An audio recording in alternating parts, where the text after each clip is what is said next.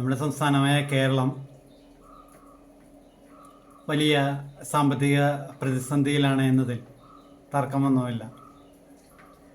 കിട്ടാവുന്നിടത്തൊക്കെ കടമെടുത്ത് അനുദിന ചിലവുകൾ വഹിക്കുന്ന അവസ്ഥയിലാണ് ഇന്നിപ്പോൾ നമ്മുടെ സംസ്ഥാനം കടന്നു പോകുന്നത്.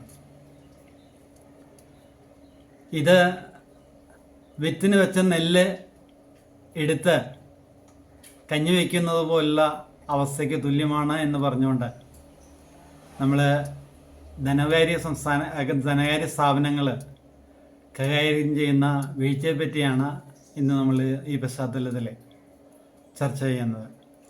ധനകാര്യ സ്ഥാപനങ്ങൾ കൈകാര്യം ചെയ്യുന്നതിലെ വീഴ്ച എന്നതാണ് വിഷയം.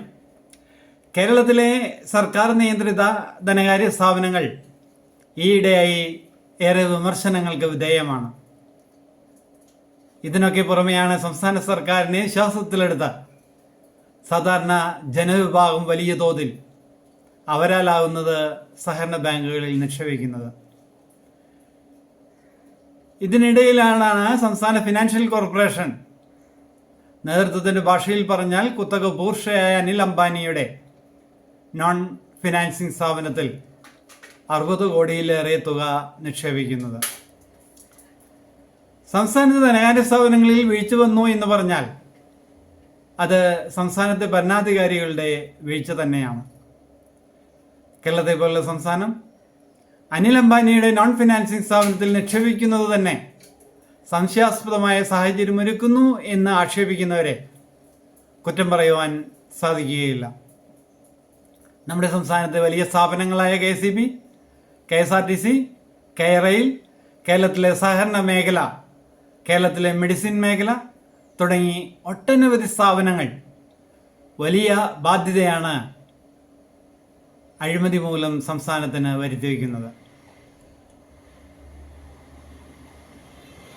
സംസ്ഥാനത്തെ ട്രഷറി സംവിധാനത്തിന് പോലും ഇത്തരം ചോദ്യം ചെയ്യലുകളിൽ നിന്ന് ഒഴിവ് ലഭിക്കുന്നില്ല എന്നത് ധനകാര്യ സ്ഥാപനങ്ങൾ കൈകാര്യം ചെയ്യുന്നതിൽ നമ്മുടെ സംസ്ഥാനം വളരെ മോശമായ അവസ്ഥയിലൂടെയാണ് കടന്നു പോകുന്നത് എന്ന് വ്യക്തമാകുന്നു. KFC ആകട്ടെ 60 കോടിക്ക് വരുന്ന തുക നിക്ഷേപിക്കുന്നത് 2018 കമ്പനി പൊളിയുന്നത് 2019 എന്നത് തന്നെ എത്രമാത്രം താല്പര്യം സർക്കാർ നിയന്ത്രിത ഡയറക്ടർമാർക്കുണ്ടായിരുന്നു എന്ന് വ്യക്തമാകുന്നു. സഹകരണ മേഖലയിലായാലും KSRTCയിലായാലും KCBയിലായാലും മെഡിക്കൽ കോളേജിൽ കോവിഡ് കാലത്തും അല്ലാതെയും മരുന്നുകൾ വാങ്ങിയ വകയിലായാലും ദുരിതാശ്വാസ ഫണ്ട് ദുർവിനിയോഗം ചെയ്തു എന്ന ആക്ഷേപത്തിനിടയിലായാലും സംസ്ഥാനത്തെ പൊതുജനത്തിന് ലഭ്യമാക്കേണ്ടത് തന്നെയായിരുന്നു നഷ്ടപ്പെടുത്തിയത് എന്ന് വ്യക്തം.